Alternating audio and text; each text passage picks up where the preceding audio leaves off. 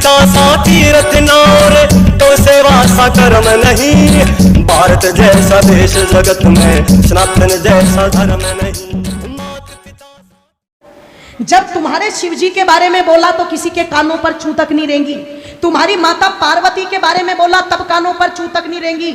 उन्होंने सीता को व्यभिचारिणी बता दिया तो तुम्हारे कानों पर छू तक नहीं रहेंगी। सरेआम वो मौलवी बैठ करके टीवी डिबेट में हिंदू देवी देवताओं का अपमान करते रहे, किसी के कानों पर छू तक नहीं रहेंगी। कोई भेड़िया नहीं निकल के आया, पर एक बात नुपुर शर्मा ने कह दी और सारे कुत्तों के झुंड निकल करके सड़कों पर आ गए। जरा सोच करके देखो, तुम्हें क्या लगता है ये षड्यंत्र नहीं है?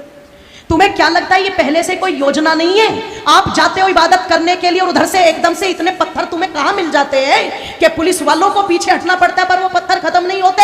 आपको क्या लगता है इसके पीछे कोई योजना नहीं है? और इसके पीछे कोई योजना नहीं है कि जो भाईचारे के गीत सुनाए जाते हैं वो सारे के सारे गीत हमारे लिए है, क्या वो उन पर गीत लागू नहीं होता?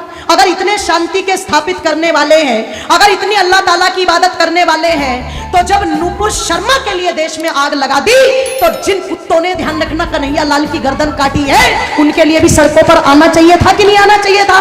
तब तो पता लगे कि ये भाईचारे का पाठ दोनों तरफ से चल रहा है। और तुम एक पक्ष को लेकर के आग लगा दो देश में और दूसरे पक्ष पर तुम दुदकारी नान करके बिल में घुस जाओ, इससे पता नहीं लगता। ध्यान रखना, इसलिए थोड़े से सचेत हो जाओ।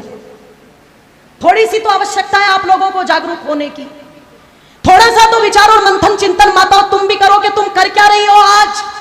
एक एक तुम्हारा बेटा, उसे तुमने इतना फुसफुसिया बना दिया, इतना फुसफुसिया बना दिया कि वो 15 मिनट धूप में नहीं खड़ा हो सकता, वो 2 किलोमीटर पैदल नहीं चल सकता। वो इतना फुसफुसिया सुख सुविधाएं देकर के बना दिया, सपना सजा करके बैठे, हम तो इतनी संपत्ति जोड़ के देके जाएंगे, हम तो इतना बैंक बैलेंस जोड़ के देके जाएंगे, हम तो इतने बड़े बड़े मकान दे करके जाएंगे। एक बात मेरी याद रखना, चाहे सब भूल जाना, एक बात मेरी पर याद रखना, सब भूल जाना।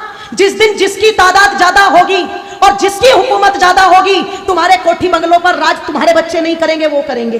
तुम्हारे उस पैसे को तुम्हारे बच्चे नहीं बरतेंगे, वो बरतेंगे। तुम्हारी संपत्ति पर मालिकाना अधिकार तुम्हारा नहीं होगा, उनका होगा। अगर यकीन ना हो तो कश्मीर का इतिहास ज्यादा पुराना नहीं है। अगर यकीन ना हो तो पाकिस्तान को अलग हुए ज्यादा समय नहीं हुआ है, जब रातों रात अपना सब कुछ छोड़ करके वहां से भगना पड़ा था। वो जमीन भी छोड़ी।